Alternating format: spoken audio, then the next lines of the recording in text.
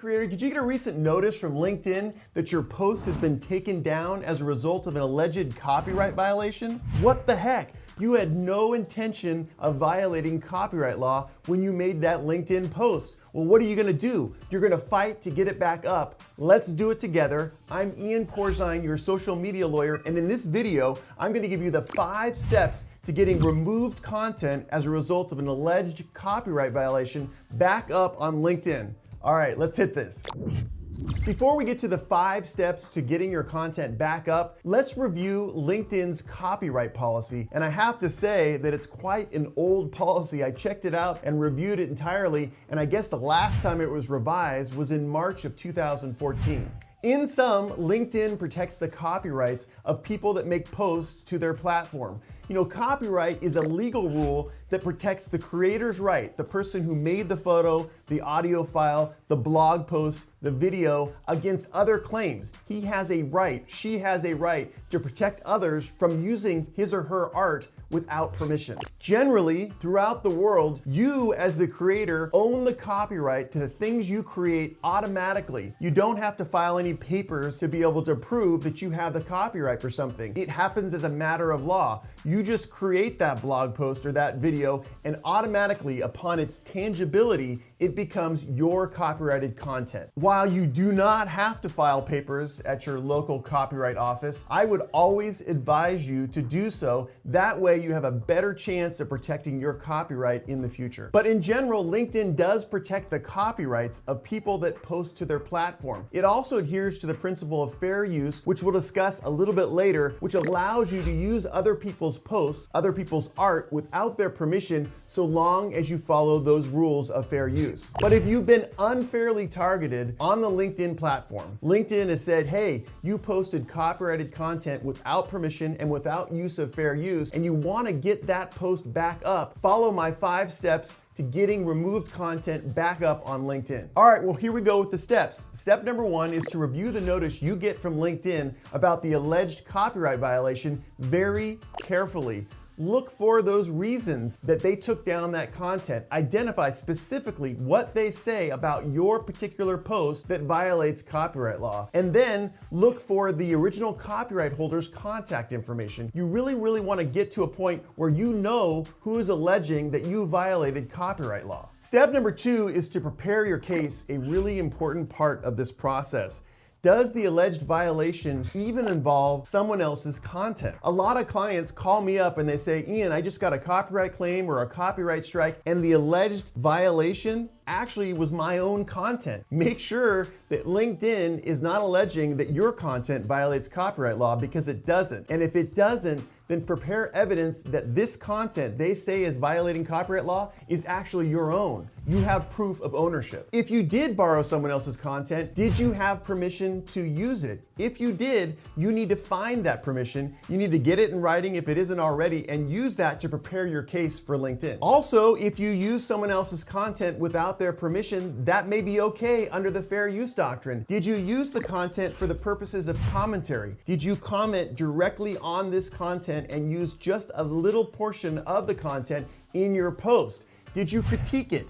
Did you use this particular information for an educational purpose, or perhaps to report some news? If you do fall in these exceptions to copyright law, then you have a very substantial case of being able to say, listen, fair use justifies putting this post on LinkedIn. Step number 3 is to draft a response to the message you receive from LinkedIn and the email that you get from LinkedIn. I always suggest, as your social media lawyer, that you respond in both manners, both to the message and also the email. That way you're sure that they're actually going to get that communication from you. In that message, in that email, make sure that you provide evidence justifying your use of the material that they allege violated copyright law. So if it was your own material, put some proof about the fact that it was your own material in that message, in that email. Maybe you have a screenshot showing when you created it. Maybe you have someone to be able to testify or write a letter stating that that is in fact your own content. Did you have permission to use the content? If so,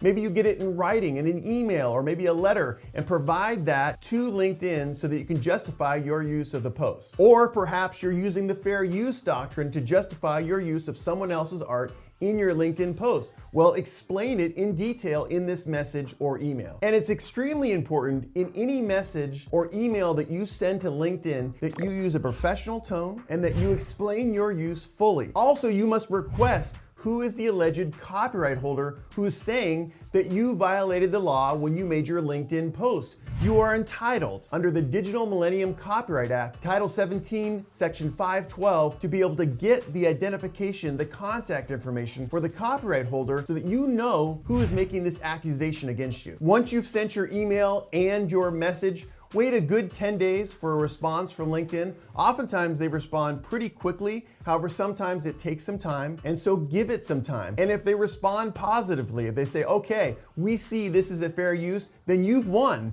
and your post is gonna go back on LinkedIn. However, if they respond negatively and they say, listen, we are still not gonna put this post up because we believe it violates copyright law, then you need to move to step number 4. Step number 4 is to consult a social media lawyer about the filing of a Digital Millennium Copyright Act counter notification notice. We call it a DMCA takedown notice. If you want to do this, we're moving into a more serious area and you need some counsel. You need some legal counsel to be able to explain to you the ramifications of filing a counter notification. And one of those consequences is when you file your DMCA counter notification, you've got to say your facts, you've got to do your explanation for why that post should be put back up under penalty of perjury, just like you were in a court of law. It has the same effect and penalties as if you were testifying in court or in a deposition. You also, in a DMCA counter notice, have to disclose your address, your contact information, and subject yourself, agree to be able to appear in federal court if there is a lawsuit filed for copyright infringement. So DMCA counter notices could trigger litigation. So they're serious and you should speak to a social media lawyer before you file them. If you want to speak to me, there's a link to schedule a consult in the description section. Also, you can go to iancorzine.com. Otherwise, if you want to go forward with your DMCA counter notice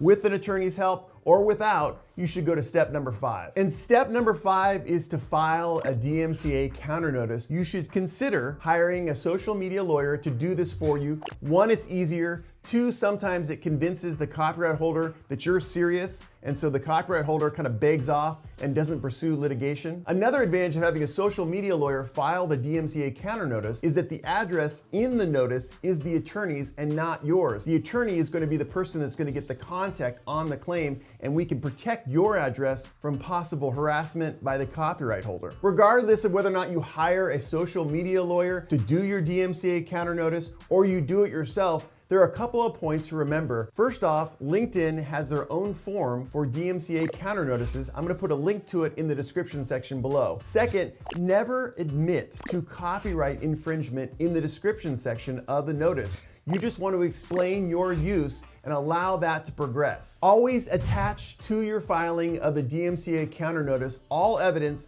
that justifies your use for the post to LinkedIn. And finally, keep your dealings with LinkedIn on this particular subject confidential. You never want to give away the opportunity to settle the claim. Sometimes when there is a DMCA counter notice filed, the copyright holder takes it seriously and says, oh my gosh, maybe there is a fair use of the material that I created. So if you keep it confidential, your relationship with LinkedIn and also your relationship to this copyright holder, you might be able to effect a settlement. And that settlement may be something like you can use the content and the post goes back up onto LinkedIn. After you filed your DMCA counter notice, if you do not get a response from the alleged copyright holder within 10 days, then you won. That post is going to go back up on LinkedIn. LinkedIn is obligated by law under the DMCA to put your post back up on LinkedIn. All right, so your LinkedIn post is back up. Now it's the reverse. Now you're the copyright holder of that post and you need to protect it against people using it for their own purposes without permission. If you want to learn more about protecting your art against people that might take it for a wrongful use, watch my video right there.